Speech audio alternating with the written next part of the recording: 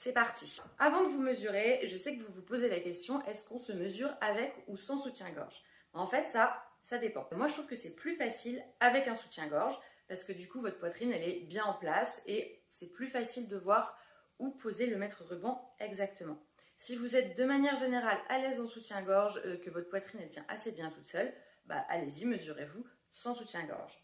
Par contre, on se mesure surtout pas avec une brassière de sport, ni un soutien-gorge en mousse, parce que dans les deux cas, ça fausse un peu les mesures.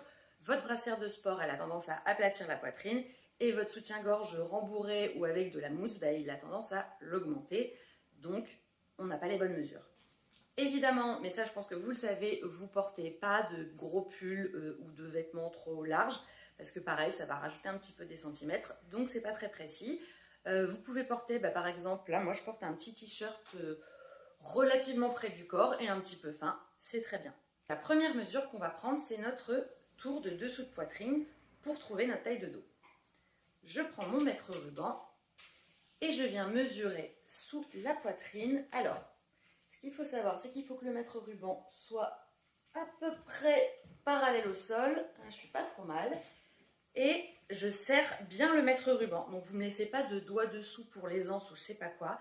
On veut vraiment la mesure la plus juste. Il ne faut pas non plus que vous vous empêchiez de respirer. Hein. Et voilà. On mesure. Donc là, moi, je suis à 76. Vous notez et on passe au tour de poitrine. Je le prends par-dessus la poitrine en passant au plus fort. Pareil, je vérifie que mon mètre-ruban il soit parallèle au sol. Et là, surtout, vous ne compressez pas la poitrine parce que sinon, évidemment, ça fausse votre mesure. Et là, moi, je suis à 91,5. Ouais, non, 92. Maintenant qu'on a nos mesures, qu'est-ce qu'on en fait? On va commencer par la taille de dos. Je prends mon guide des tailles et je prends ma mesure. Donc la première que j'ai mesurée, c'est mon tour de dessous de poitrine. Donc moi j'étais à 76. Donc là, je regarde dans mon guide des tailles et je vois qu'entre 73 et 77 cm, je fais une taille de dos 90. Donc ma taille de dos 90. Ensuite, on va faire un tout petit peu de maths, mais vraiment un tout petit peu. Donc pour trouver votre taille de bonnet, vous allez soustraire votre tour de dessous de poitrine à votre tour de poitrine. Attention, je ne parle pas de la taille de dos, donc pour moi, pas 90. Je parle de la mesure, donc 76 cm.